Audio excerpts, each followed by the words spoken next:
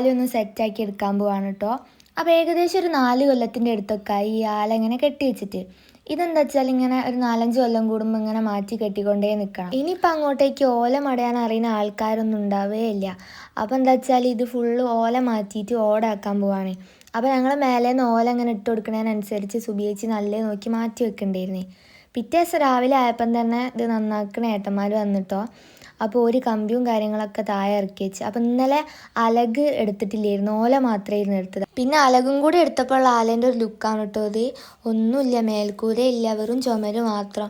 പിന്നെ ആ ഏട്ടന്മാർ വേഗം കമ്പിയൊക്കെ അളവെടുത്ത് മുറിക്കുന്നുണ്ടായിരുന്നു കേട്ടോ. മേൽക്കൂരിയൊക്കെ കെട്ടാനുള്ള അതുമാതിരി തുരുമ്പിടിക്കാതിരിക്കാനുള്ള പെയിൻറ്റും അടിക്കുന്നുണ്ടായിരുന്നു.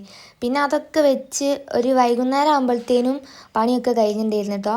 അപ്പോൾ എന്താ വെച്ചാൽ ഈ അലക് ഫുള്ള് മുറ്റത്തായിരുന്നുള്ളത്. അപ്പോൾ അതിൽ നല്ലതും നന്നില്ലാത്തതും ഒക്കെ ഉണ്ടായിരുന്നു.